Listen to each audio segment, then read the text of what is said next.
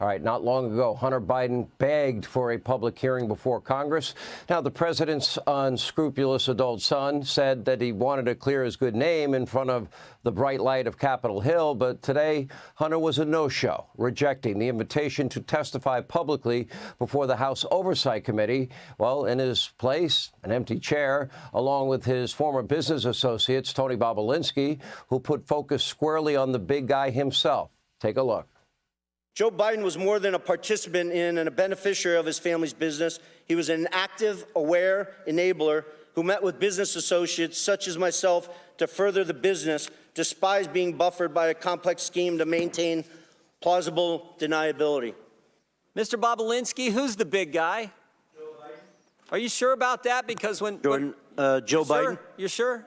I'm 1,000% sure. Because when Hunter Biden did his deposition under oath, he said, I don't know who it is, even though he was copied on an email that said H will hold 10% for the big guy.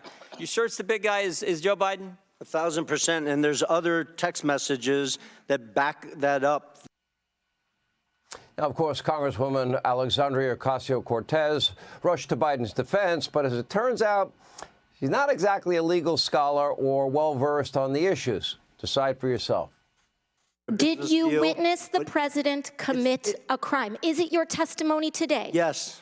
And what crime have you witnessed? How much time do I have to go through it? It is simple. You name the crime. Did you watch him steal something? Corruption statutes, RICO and conspiracy. What is it? What is the crime, sir? Specifically.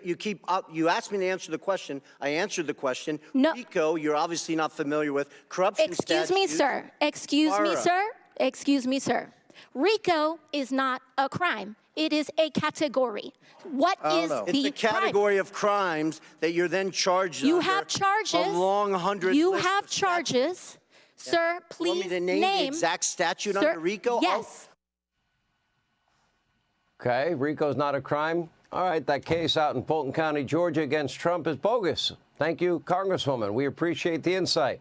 Maybe Congresswoman Ocasio-Cortez should spend a little less time breathlessly defending Joe Biden. See those images right there? Maybe she should spend more time in her home district where the streets are lined with garbage while prostitutes and illegal immigrants, post up on every block. And despite what you just heard from AOC, according to Bobulinski and other key witnesses, Biden was the centerpiece of the family's international influence peddling. He was the brand. And yet, as far as we know, the House of Representatives is the only group seriously investigating Joe Biden. Nothing from the DOJ, nothing from the FBI, nothing from the IRS.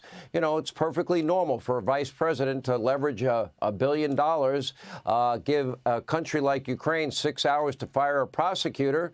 Son of a bee, they do it. And the result is his son continues to get paid for what he said on Good Morning America he had no experience in, Ukraine or energy, at a time he later admits that he was addicted to drugs. Apparently, the three-letter agencies of our federal government saved all of their scrutiny for Donald Trump.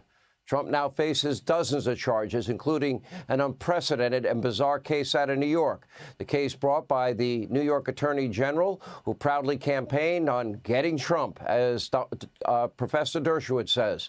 Once elected, she accused the former president of fraud, charged him with inflating the value of his real estate portfolio in order to obtain loans and better insurance rates.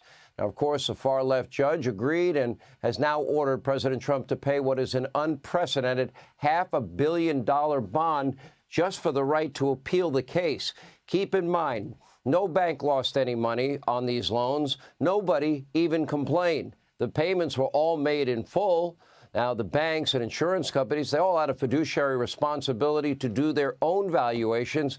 And to top that off, the Trump Organization had in every single deal they made a disclaimer that was given to all banks and all insurance companies not to use the Trump Organization's valuations. And as it turns out, the only person who took exception to these valuations was the far-left judge, the guy without any real estate experience, who actually valued Mar-a-Lago at a mere $18 million. When you have small lots, that's 22 plus acres there, it's on the ocean and on the intercoastal, you have oceanfront lots, 2 acres, selling for $200 million. In one case, I don't know if they sold it yet.